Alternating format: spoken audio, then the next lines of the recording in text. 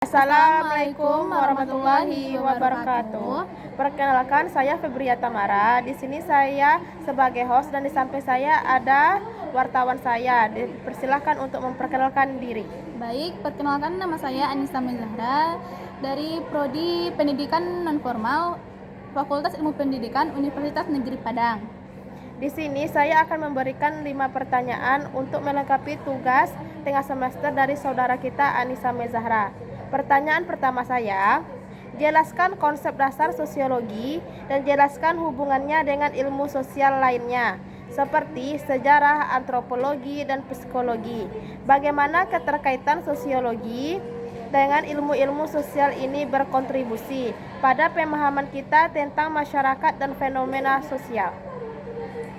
Baik, di sini saya akan menjawab pertanyaan dari host saya, yaitu sosiologi adalah ilmu yang mempelajari masyarakat dan perilaku sosial manusia. Konsep dasar dalam sosiologi mencakup pemahaman tentang bagaimana individu berinteraksi dalam masyarakat, bagaimana struktur sosial terbentuk, dan dampaknya terhadap individu dan kelompok. Hubungannya dengan sosial lainnya adalah sebagai berikut. 1. Sejarah, yaitu sosiologi dan sejarah erat terkait karena keduanya mempelajari perkembangan masyarakat dari waktu ke waktu. 2. Antropologi. Sosiologi dan antropologi sama-sama memeriksa budaya dan masyarakat, namun sosiologi lebih fokus pada masyarakat yang lebih besar dan kompleks. 3. Psikologi. Sosiologi dan psikologi berbagi minat pada perilaku manusia, namun psikologi lebih fokus pada individu dan proses mental. Sementara sosiologi melihat perilaku dalam konteks sosial, mempertimbangkan pengaruh lingkungan dan struktur sosial. Keterkaitan ini berkontribusi pada pemahaman kita tentang masyarakat dan fenomena sosial dengan memberikan perspektif yang berbeda. Sosiologi membantu melihat bagaimana struktur sosial mempengaruhi perilaku individu dan kelompok, sementara ilmu-ilmu sosial lainnya membantu memahami aspek-aspek tertentu dari perilaku manusia.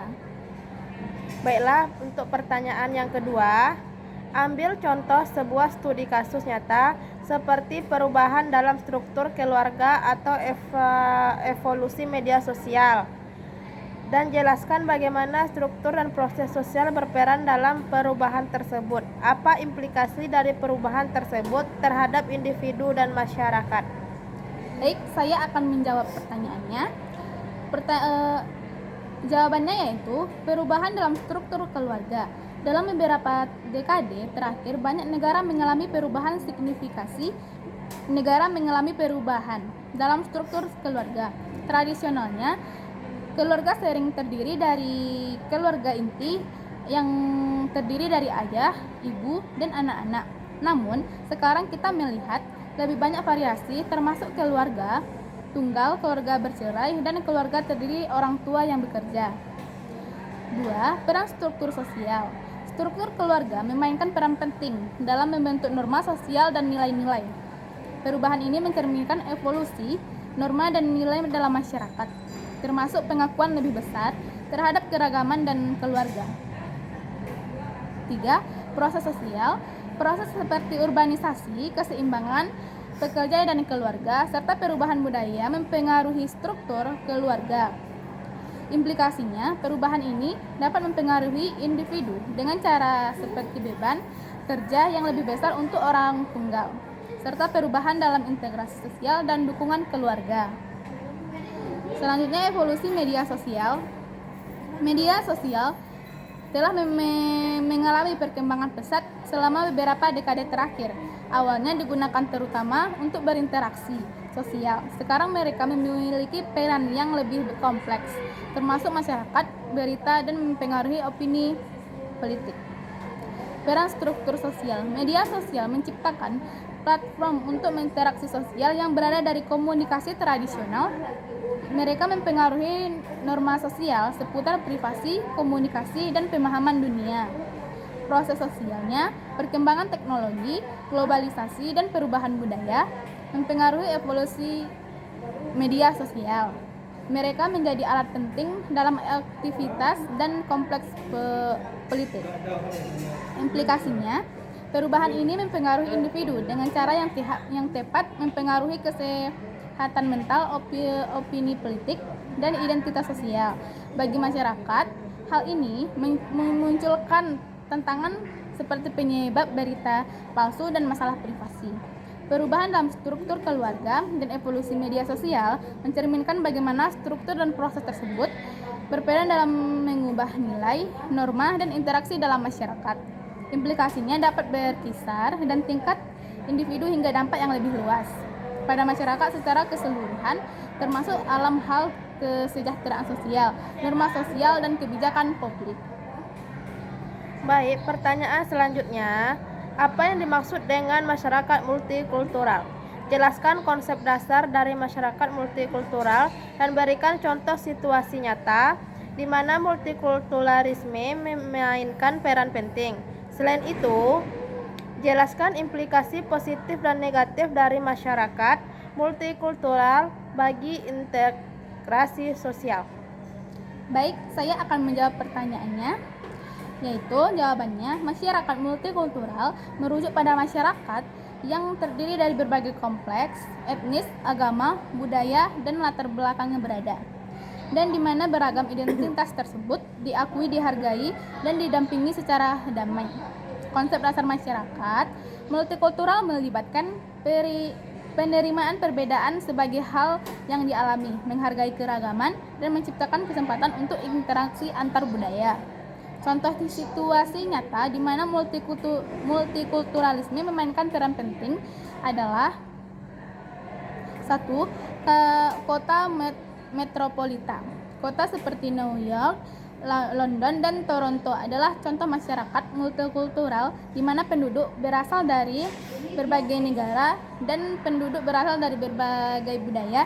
Ini menciptakan kesempatan untuk pertukaran budaya, peluang ekonomi, dan inovasi. Selanjutnya, pendidikan, sekolah dan perguruan tinggi multikultural membantu siswa belajar tentang budaya dan pandangan dunia yang beragam, mempersiapkan mereka untuk dunia yang semakin global. Implikasi positif dari masyarakat multikultural bagi interaksi sosial termasuk 1. Pengayaan budaya. Masyarakat dapat menikmati berbagai makanan, seni, musik, dan budaya lainnya. 2. Toleransi dan pemahaman. Masyarakat yang multikultural dapat mengurangi prasangka dan meningkatkan pemahaman antar budaya. 3. Inovasi. Keragaman dapat mendorong inovasi dan pemecahan masalah yang kreatif. Namun ada juga implikasi negatif. 1. Yaitu konflik. Ketegangan antara budaya dan konflik sosial biasa terjadi jika tidak dikelola dengan baik. 2. Isolasi. Beberapa kelompok mungkin merasa terisolasi atau sulit berinteraksi. 3.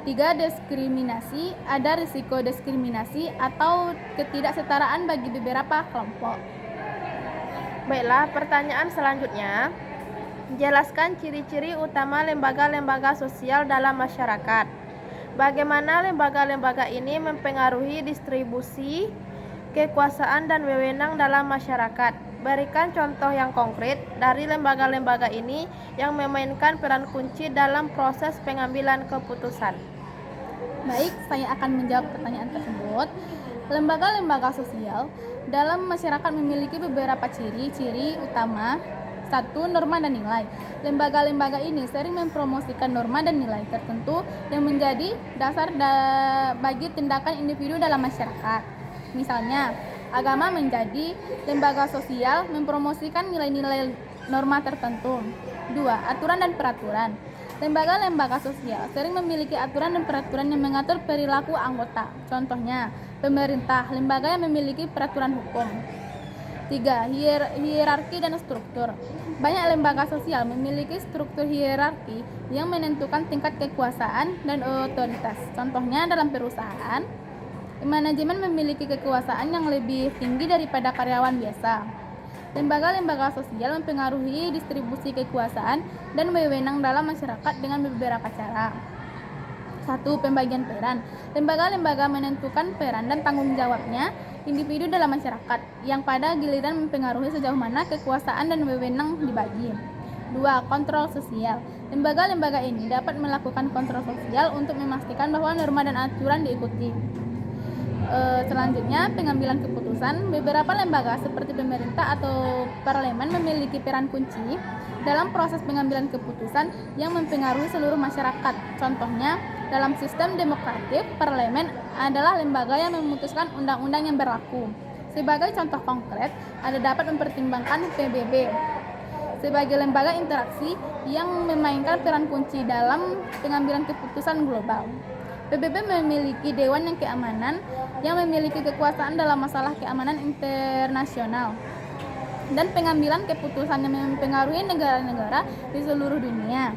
Keputusan-keputusan yang diambil oleh Dewan Keamanan PBB dapat berdampak signifikan pada distribusi kekuasaan di tingkat global. Baiklah, pertanyaan berikutnya yaitu pertanyaan yang terakhir. Jelaskan konsep stratifikasi sosial dan bagaimana faktor-faktor seperti kelas sosial, ras, dan gender dapat mempengaruhi posisi individu dalam masyarakat. Jelaskan juga tentang mobilitas sosial dan apakah masyarakat memberikan kesempatan bagi mobilitas sosial. Berikan contoh dari perubahan status sosial melalui mobilitas sosial tersebut. Baik, saya akan menjawab pertanyaan terakhir ini, yaitu stratifikasi sosial adalah sistem yang menggambarkan hierarki atau lapisan-lapisan sosial dalam masyarakat, di mana individu dan kelompok-kelompok ditempatkan pada tingkat yang berbeda berdasarkan kriteria tertentu. Faktor-faktor seperti kelas sosial, ras, dan gender sangat mempengaruhi posisi individu dalam masyarakat. 1. Kelas sosial. Kelas sosial mencerminkan perbedaan dalam akses ke sumber daya ekonomi seperti pendapatan, kekayaan, dan pekerjaan. Individu yang berasal dari kelas sosial yang lebih tinggi biasanya memiliki akses yang lebih baik ke pendidikan, pekerjaan yang lebih baik, dan akses ke layanan kesehatan. Ini mempengaruhi kesempatan individu untuk mencapai status sosial yang lebih tinggi. 2. Ras. Diskriminasi rasial dan ketidaksetaraan dapat membatasi kesempatan individu berdasarkan bahwa kulit dan asal etnis. Rasisme dapat menghambat mobilitas sosial, membatasi akses ke pekerjaan, pendidikan, dan perumahan. 3. Gender juga memainkan peran penting dalam stratifikasi sosial. Diskriminasi gender dapat mempengaruhi kesempatan perempuan untuk mencapai posisi yang setara dengan laki-laki dalam berbagai aspek termasuk karir dan keputusan politik. Mobilitas sosial adalah kemampuan individu atau kelompok untuk bergerak naik atau turun dalam hierarki sosial. Ada 2 jenis mobilitas sosial. 1. Mobilitas sosial vertikal. Ini mencakup perubahan dalam status sosial individu, seperti naik ke kelas sosial yang lebih tinggi atau turun ke kelas sosial yang lebih rendah. 2. Mobilitas sosial horizontal. Ini terjadi ketika individu tetap berada di dalam kelas sosial yang sama tetapi mengubah jenis pekerjaan atau spesialisasi.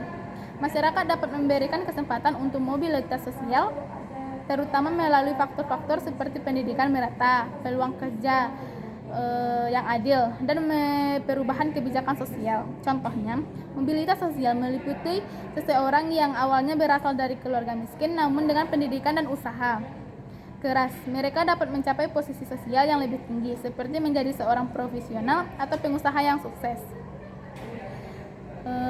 Demikian pula, seorang individu dari keluarga kaya mungkin mengalami mobilitas sosial turun jika mereka mengalami kegagalan ekonomi atau kesulitan lainnya dalam hidup mereka. Demikianlah wawancara kami kepada Saudara Anissa May Zahra dan terima kasih atas jawaban yang sudah diberikan. Sekian dari kami. Assalamualaikum warahmatullahi wabarakatuh.